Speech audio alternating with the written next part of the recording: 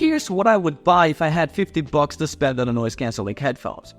Anker Soundcore Live Q20. If you're just dipping your toes into the world of noise-canceling headphones, the Anker Soundcore Live Q20 is the pair I've consistently seen at the starting point.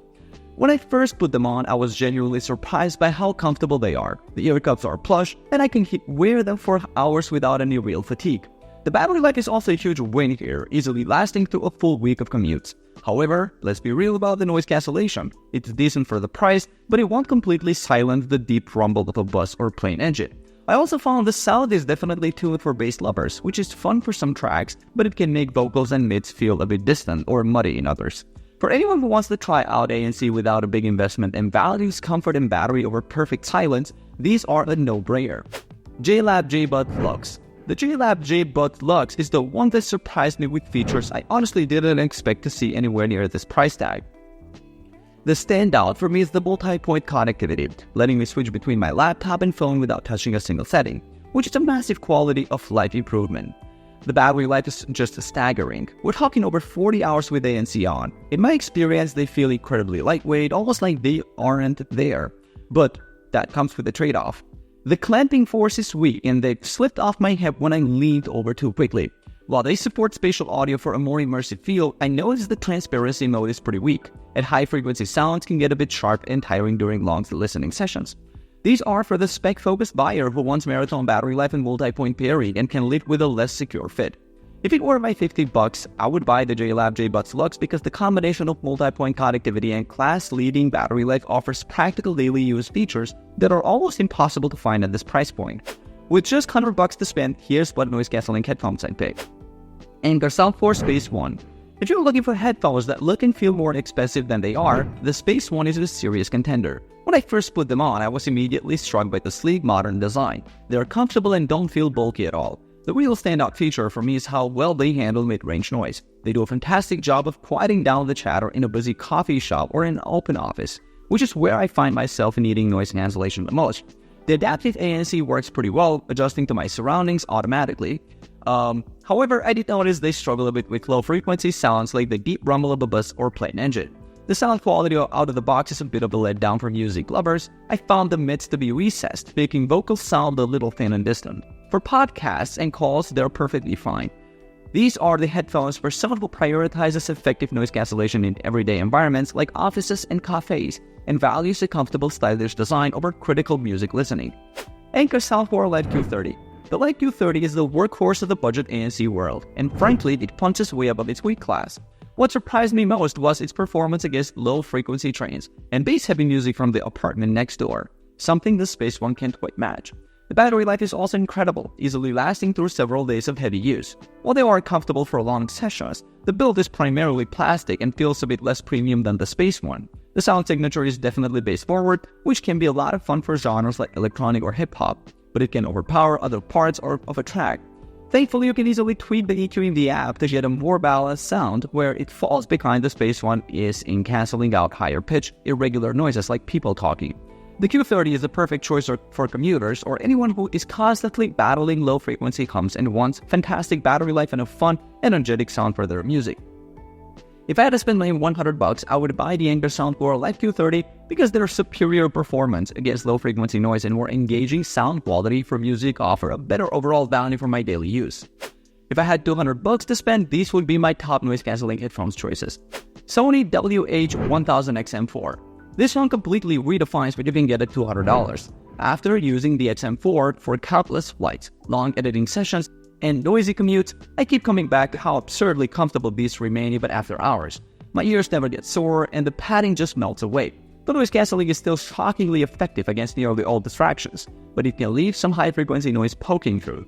I love that the battery can easily get through multiple workdays, sometimes up to 30 hours on a single charge, which dwarfs most competitors. Sound, it's got a clean, warm balance, not absolutely mind-blowing for ultra-detailed vocals or sub-bass, but more than satisfying unless you're deep into audiophile territory. The only real downside is the soundstage. It's a bit 2D, especially apparent if you're moving from something like the Sennheiser Momentum 4, and the build is sturdy but not as premium as newer flagship models. For anyone who wants the best blend of comfort, reliable noise cancelling, and great app features at a killer price, this is a no-brainer, especially if battery life outranks absolute sound purity for you. Sennheiser Accent Plus. This one surprised me. Sennheiser packed a punchy bass and legitimately nice soundstage into a headphone that's actually fun to use at this price. I spent a week switching these between my iPhone, laptop, and analog amp, and while the connectivity flex is real, the comfort was just decent. The fit isn't perfect, and after 3 to 4 hours, I found myself wishing for softer padding, especially compared to the Sony. The noise cancelling is good for everyday travel and office use, just don't expect total silence on planes. It's a notch between the XM4, but still makes a noisy commute manageable. Battery life is a highlight, easily 40 plus hours even with ANC cranked up, which means less worrying about recharging on the go. So if you value Sennheiser's energetic sound, a solid bass forward profile, and you want a headphone that's great for genre hopping and full device flexibility, this is a strong pick. And the app sound customization tools are the cherry on top. If I had $200 to spend, I'd buy the Sony WH-1000XM4 for the comfort, superior noise cancelling, and all-day battery life. Those are what matter most when headphones are part of my daily routine. Here's what I'd buy if I only had $400 to spend on the noise cancelling headphones. Sony WH-1000XM6. This one practically sets the bar for noise cancelling at $400. It's uncannily quiet. The isolation is so good you can barely tell if the environment changed around you. When I used these for an 8-hour editing marathon, my ears hardly got warm and battery life just kept going. Sony claims 30 hours with ANC, and I honestly didn't need a charge all week. For music, the bass feels more textured and detailed than anything else in this class, but the sound is slightly tuned for warmth, so purists might call it colored.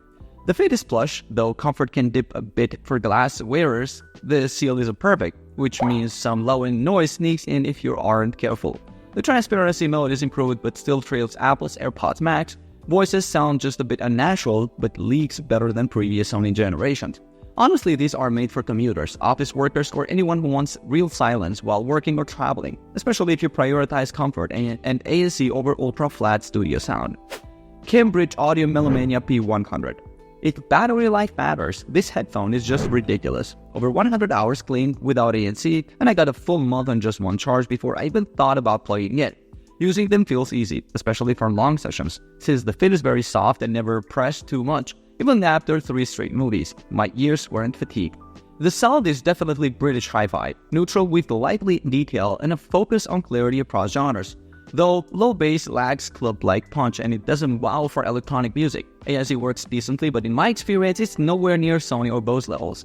More practical than mind-blowing, and with loud background noise, you'll still catch some hiss.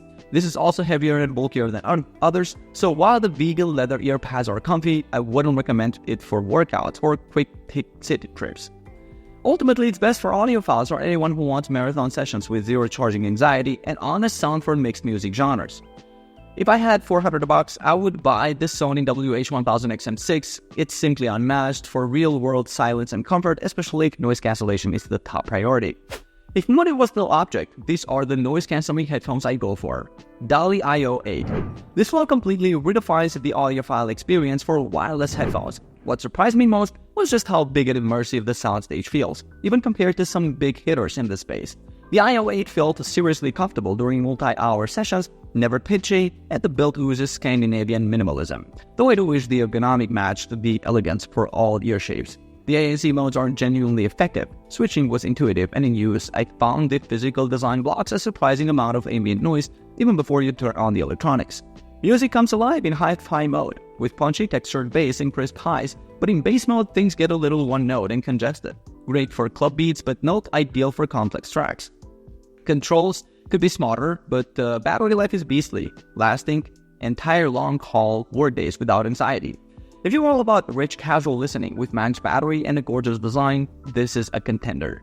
Bowers & Wilkins PX8 S2.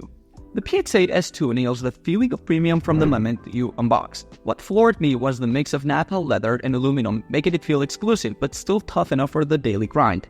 Comfort is a standout. I spent hours editing in these and never felt fatigue, thanks to the lighter built-in bezel weight distribution compared to the original PX8. Noise cancellation does its job well, cutting city noise without muddying the music. There's this uncanny sense that the ANC makes the clarity even better, tightening up the sound and chiseling out details that normally miss in crowded commutes. Sound is neutral and delightfully natural, not hyped or artificially sharpened. And whether blasting rock or chilling with jazz, the separation and depth genuinely pull you in. Physical controls are reliable, and while they don't fold, the handy case makes up for that a bit. These are perfect for discerning listeners who want a luxurious audiophile grade experience for both travel and everyday work, especially if you value comfort and balance over raw bass power. Between these two, if I had unlimited budget, I'd go with the PX8 S2. They just deliver a more complete, balanced listening experience and all-day comfort that makes them hard to beat. Alright guys, thanks for watching. I hope this video helped you pick the best noise cancelling headphones for you. If you have any questions, drop a comment below. Links to all of these products mentioned in this video will be in the description. Alright, peace out.